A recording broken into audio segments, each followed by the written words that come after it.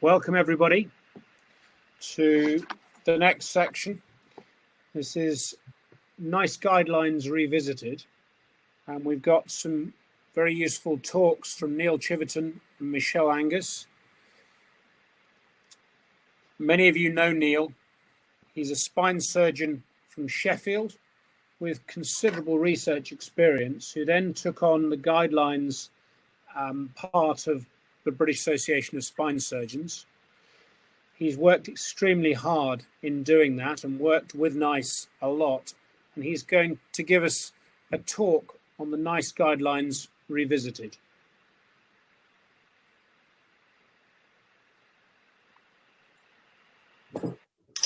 A very good morning to all those of you joining in with this session. In this update, I'll briefly cover the origins and development of vertebral cement augmentation. I'll refer to some of the earlier and the more recent published literature. I'll review the current NICE guidance, together with the findings of the GIRF report on England's spinal surgery services. And lastly, I'll share some of the results of the recent BAS membership survey before opening up any discussion to the floor. These are my declarations. As far as I can tell, the first reported cement augmentation procedure was carried out around 40 years ago, in 1984. And as you can see from this slide, it wasn't the easiest choice for a first case. Following that first reported case of its use in the management of a spinal tumour, it was not until some 10 years later that the first series concerning the use of vertebroplasty for the management of osteoporotic vertebral compression fractures, or OVCFs, was published in 1994. However, after that time, we saw a rapid rise in its use. The graph at the bottom of this slide is based on figures from the USA and illustrates the steady rise in the number of cases performed from 2001 to 2005, with cases more than doubling over this 4-year period. The technique of kyphoplasty also came into use at the end of this period, which led to an even greater expansion of the procedure and also an increase in the overall cost of cement augmentation procedures. Despite this initial rapid growth in the use of cement augmentation, it wasn't until the end of that same decade that a number of relatively high-quality papers were published, and these provided conflicting evidence for the effectiveness of the technique. The VERTOS-2 trial, published in The Lancet in 2010, found significant effectiveness of vertebroplasty over conventional conservative treatment, whereas the study by Bookbinder and the INVEST trial, both published in the New England Journal in 2009, found no evidence of any clinical effectiveness of vertebroplasty over sham procedures. Both of the New England Journal papers were criticised at the time for their relatively small study populations and some aspects of the study design, such as patient randomization and the likely placebo effect of the sham procedures. Nevertheless, following the publication of the New England Journal studies, a definite reversal in the popularity trend was seen. This slide, again using data from the USA, as UK figures were hard to come by, shows a 50% reduction in vertebroplasty cases over the following 5 years, and this fall was similar for kyphoplasty procedures. Following the earlier publication of its invasive procedural guidance for vertebroplasty in 2003, and then kyphoplasty in 2006, in 2013, NICE produced a technology appraisal combining both of these techniques. NICE considered the published evidence at the time, together with the views of the review committee, and decided that the New England Journal publications were neither representative of the weight of evidence in favour of some effectiveness of the procedures, and nor were they as representative of the real-world scenario as papers which found benefit over conventional conservative management. Therefore, its headline guidance was as follows: percutaneous vertebroplasty and percutaneous balloon kyphoplasty without stenting are recommended as options for treating osteoporotic vertebral compression fractures only in people who have severe ongoing pain after a recent unhealed vertebral fracture, despite optimal pain management, and in whom the pain has been confirmed to be at the level of the fracture by physical examination and imaging. The Technology Appraisal Committee also gave consideration to the optimum timing of the procedure and concluded that it should be offered after 6 weeks, thus allowing time for spontaneous cases in which it would be appropriate to perform beyond 12 weeks. Whilst the differing costs were appreciated, no guidance was issued on whether kyphoplasty or vertebroplasty should be the preferred treatment option. The VAPOR study was published in The Lancet in 2016 and was a multi-centre, prospective, randomised controlled trial of vertebroplasty against placebo. But the difference with this study was that all interventions were performed within 6 weeks of the onset of severe fracture pain. 102 patients were followed up for 6 months, following which the authors concluded, our trial demonstrates clinical efficacy for vertebroplasty in reducing pain from osteoporotic spinal fractures of less than 6 weeks when compared with a true placebo control. In January 2019, the Getting It Right First Time, or GIRFT report, was published for spinal surgery services in England, and it contained a section on the management of OVCFs, noting that vertebroplasty and kyphoplasty procedures remained controversial. And it also referenced more recent research publications which cast doubt on their effectiveness. Given the wide national variation in practice highlighted by the report, it concluded, the evidence shows that there is still wide variation in the relative use of the two procedures, which is not being driven by case mix difference. This variation will have a significant impact on costs, with little supporting evidence that, for most patients, the higher cost is justified by improved outcomes for patients. The section concluded with the recommendation that BASH should review NICE guidance and recommendations on the appropriate use of vertebroplasty and kyphoplasty and timing of intervention. This slide shows very clearly in graphical form the wide variation in the management of osteoporotic fractures, even when case mix differences are largely accounted for by viewing procedures by CCG rather than by provider. One can see not only the large variation in numbers of procedures performed, but also the wide variation in preferences for vertebroplasty over kyphoplasty, or indeed vice versa. The first of the two papers referred to in the GIRFT report was the VERTOS-4 trial published in the BMJ in 2008. This was a rerun of the earlier VERTOS-2 in favour of vertebroplasty, but now randomised 180 patients between vertebroplasty and a sham procedure. The design of the VERTOS-4 trial addressed many of the criticisms voiced about the earlier sham trials, and Cristina Frionesco and her co-researchers were able to conclude that their results did not support using percutaneous vertebroplasty to treat osteoporotic vertebral compression fractures. The second of the two papers referred to in the GIRFT report was a Cochrane review published in Clinical Orthopaedics and Related Research in 2018. The review studied 21 RCTs involving nearly 3,000 patients, but it did focus its attention on 5 papers which had involved the randomization of subjects between real and sham procedures. The review's conclusions were clearly stated. Since the pooled results of vertebroplasty did not provide patients with a clinically important improvement in pain or function in this Cochrane review, it does not support the routine use of vertebroplasty for osteoporotic vertebral fractures. A comment was made that patients who experience pain for 6 months or longer and who have bone edema on MRI may be more likely to achieve pain reduction from vertebroplasty. However, the reviewers recommended that if any clinician still felt that there was a role for vertebroplasty or kyphoplasty, then they should design appropriate randomized controlled trials, focusing on the specific subgroups which they felt might benefit.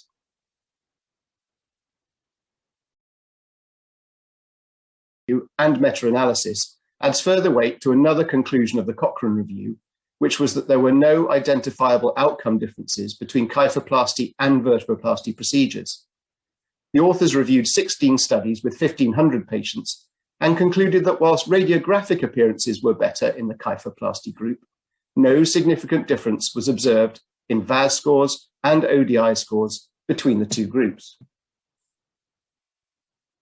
In view of the more recent published evidence and the recommendation of the GIRFT report, on behalf of BAS, I wrote to NICE in the summer of 2019 requesting that in light of these developments, they consider revisiting their technology appraisal last carried out in 2013. Despite additional support from GERFT through Mike Hutton, their response was disappointing, and I'll let you just read the gist of the response, which I've put up on this slide.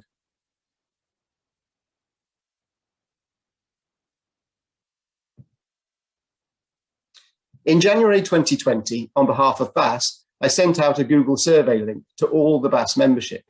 The survey asked only 8 quite specific questions, which were based on the recommendations made by GERFT, NICE, and the more recent published research and review evidence.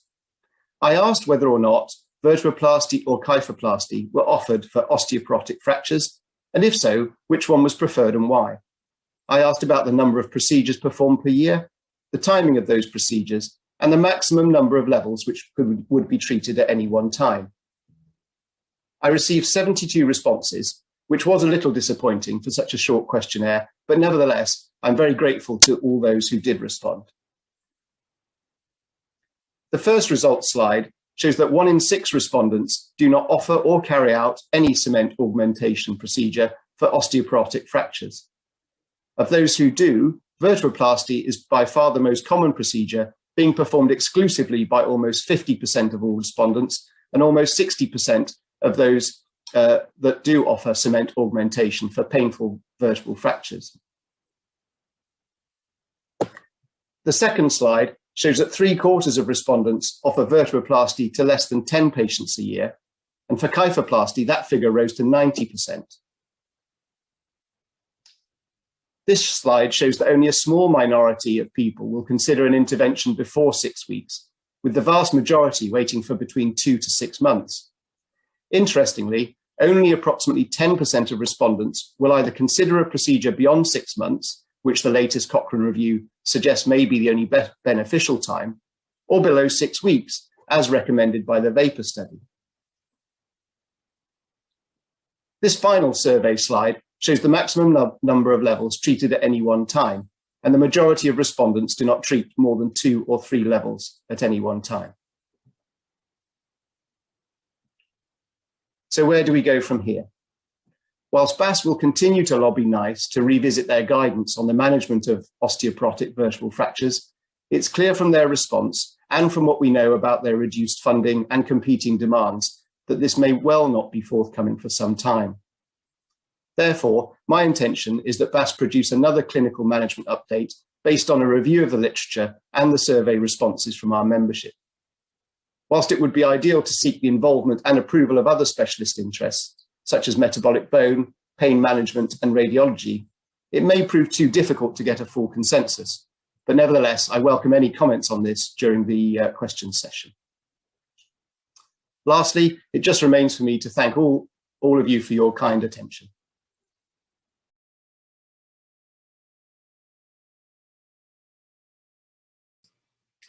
Thank you very much, Neil. That's a really clear and concise summary of the situation. There aren't any questions in the chat box. I've got a couple of questions, but I think to be fair to our next speaker, Michelle Angus, I think we should crack on with the next presentation and take all questions at the end. So I'd like to introduce Michelle Angus. She's a consultant physiotherapist from Manchester, and she's going to advise us on recent changes which have been made to the NICE guidance on back and radicular pain. Hi, good morning. My name is Michelle Angus. I'm a consultant physiotherapist at Salford Royal, working as part of the complex spinal team for Manchester Centre for Clinical Neurosciences. I'm going to today update you on the low back pain and sciatica guidelines in over 16s, NICE guideline 59, that was updated in December 2020 on behalf of the National Back Pain Clinical Network. I'm sure you're all aware of the NICE guideline NG59 that came out in November 2016. The main changes at this point were about imaging that needed to be done in specialist centres rather than GPs organising this. There was a push towards more active treatments such as the CPPP and psychological therapy, group exercise, rather than passive treatments such as acupuncture. At this point, surgery for back pain was supposed to only be done as part of a randomised controlled trial. Surgery for the sciatica absolutely included decompression, along with other injection therapies to try and help with that. What's changed then? Well, there's a lot on the medication that's changed. So certainly for sciatica, the use of anti-epileptics such as your gabapentinoids and your pregabalin are now out. The use of muscle relaxants such as diazepam for sciatica are out. And the use of opioids, again for managing sciatica, have now been removed. For chronic sciatica, the use of both morphine, oxycodone, and any of your other opioids have now, again, been taken away. What the guideline does say is that as a clinician, we have a duty to make every contact count with these patients. We have a duty to discuss the risks if somebody's on any of these medications of continuing. We should use the shared decision-making guideline and talk about changing these anti-epileptic medications to other medications. The only neuropathic now within the guidelines is amitriptyline and nortriptyline, which are tricyclic antidepressants. We have a duty to discuss chronic pain and opioids and make patients opioid aware in every contact we have with these patients to try and reduce long-term use of opioids in the opioid epidemic. The use of NSAIDs, we advised that we need to discuss the risks and potential benefit of these drugs for anybody who's taken NSAIDs for sciatica, and also discuss with them the risk of other system problems with taking NSAIDs, using the lowest effective dose for the shortest possible period of time. We did write a response as the National Back Pain Clinical Network as part of this guideline. As the evidence is based on very few studies, we understand that there is a huge problem with the gabapentinoids. However, the complete ban has reduced the amount of medication available to these patients and may increase the numbers going to epidural injection and surgery. It may be more prudent to look at short-term courses and potentially look at further research into this. The National Back Pain Clinical Network will be more than happy to help develop certain research. There's also no scope within the guidance for health promotion, which we feel is really important for everybody who's having contact with these patients regarding smoking cessation, weight loss, and the importance of general exercise. So what does this mean for us? Well, paracetamol alone is classed as not effective. However, if you do that with a rehab program, that may be something that could be used. Consider oral anti-inflammatories, but like I said, the shortest possible dose for the shortest possible period of time. And weak opioids if the other things are not tolerated or contraindicated. Amitriptyline is the neuropathic of choice with nortriptyline, and we have a duty of care to discuss weaning off all other medications for patients who present to us with low back pain and sciatica. The surgery aspects haven't changed: exercise, rehabilitation, manual therapy, CPPP, psychology, promoting normal activity, and early return to work are vitally important for these patients. And surgery should not be considered for back pain alone unless this is part of a randomized controlled trial. The National Low Back Pain Pathway follows these guidelines and will help anybody who's struggling to implement any aspect of the guideline as to how they can look to do this in the best interest of the patient. Spinal injections are still within the pathway, but are no longer covered under public liability insurance for physiotherapists. So any physiotherapist performing these injections now needs to sort extra cover, as this is no longer within their public liability insurance.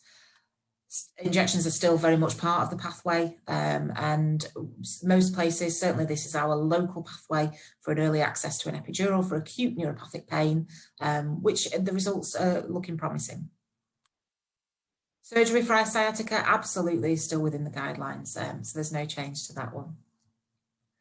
NICE have developed a compliance audit that I'm sure you're all aware of, as it has to every guideline, that every service that's seeing back pain should go through and should be presenting this back as part of their compliance to the guideline with various aspects, and the pharmacological aspect is in there. We're certainly working through this in every department that has contact with back pain patients, and that covers neurosurgery, spinal surgery, neurology, musculoskeletal, physiotherapy, rheumatology, complex pain management. So each service is having to do this audit as part of our compliance pathway. That's it from me on the update to the low back pain and sciatica guideline. I'm happy to take any questions. I wasn't part of the writing panel for the guideline, but I was part of our National Back Pain Pathway Response, which is important to do as part of a network to ensure that our voice is heard with the concerns regarding these updates that happened last year. Thank you very much. Thank you very much, Michelle, for a very nice summary of the changes which have been made and for your offer of help. I need help with the guidance, but I think I'm a lost cause. So we'll go to the questions now. I can see what people mean when there's two different talks and you're not sure which, there's no way of identifying which talk the questions pertain to. So it's easiest if I start from the bottom, I think. That's a question from Rajat. Seems to be a pendulum swinging too far with stopping pain management medications. Do you think it's too far?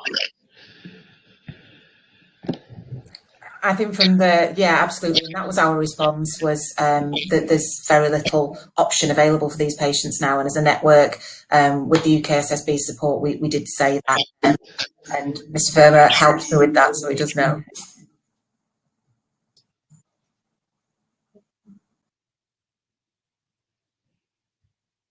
Okay.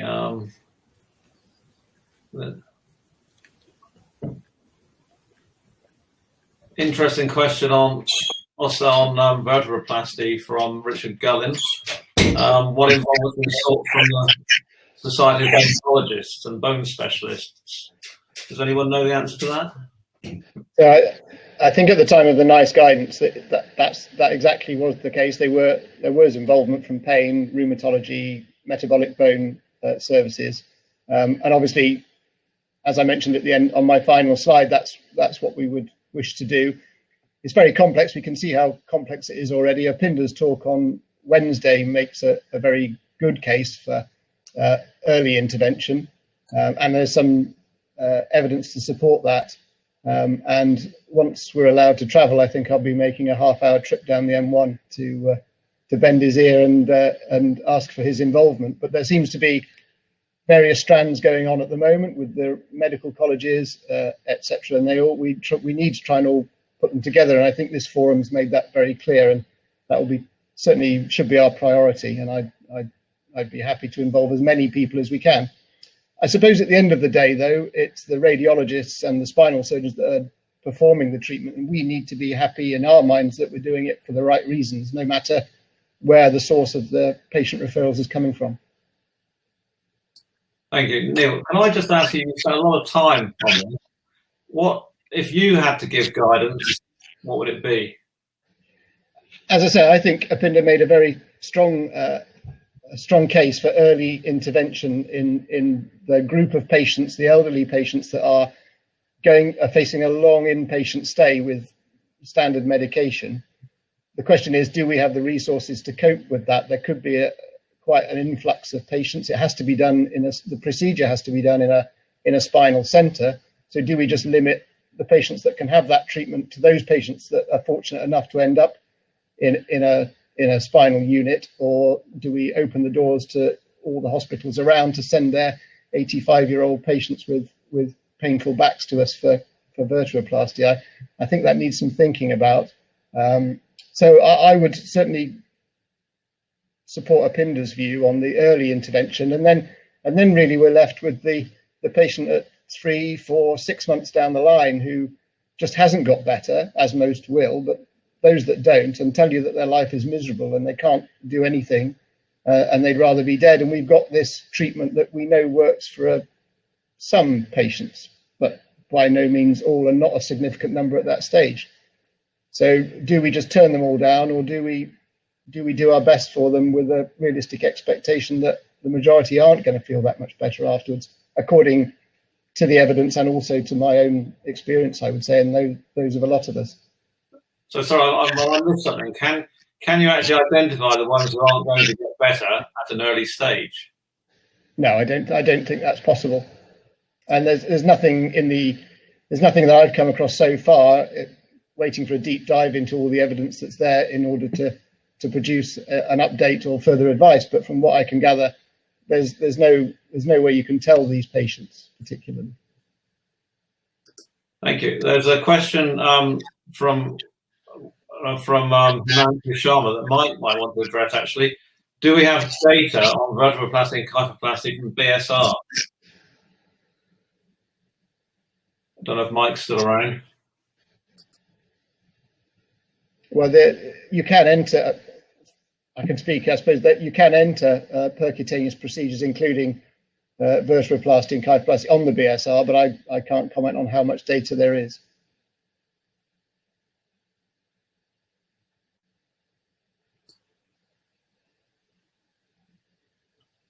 So we've got a couple of minutes left. One from Michelle from me. Back pain and sciatica are two different things, very different things possibly. Do you know why they're lumped together in the same guideline? No, because they weren't in the original one, and it was the when they redid the guideline that they put back pain and sciatica together. Certainly we have, from a national back pain clinical network, we have a radicular pathway and a back pain pathway, because as you say, things are very different. A bit like Neil said in his talk, we did send a response to them to try and engage with them, but got very little back, which is a little disappointing, really. But we're actively trying to engage, as is Neil, and it's quite a difficult process, it seems. Yes, and then has to make a definition of what sciatica is. Absolutely.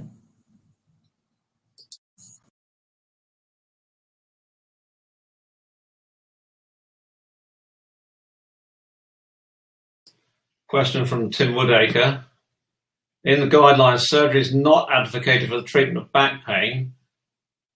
How can any other intervention be advocated for the treatment of back pain, which is a symptom and not a diagnosis? I'm glad we've got 40 seconds, so I'll be as quick as I can. I obviously wasn't involved in writing the guidelines, but if you look at a lot of the NICE guideline, absolutely they may be based on a symptom rather than a diagnosis. I think if you went into every specific diagnosis, it would be the longest sort of guideline ever if we look at all the different pathologies that could happen. So I'm guessing that's why they lump things together. But as I say, I'm not an expert on that. Okay, so I think that's the end of this session. I'd like to thank everybody, the two contributors, for really very nice, concise and informative talks, and everyone else for contributing. Thank you very much. We'll see you again at 1 o'clock.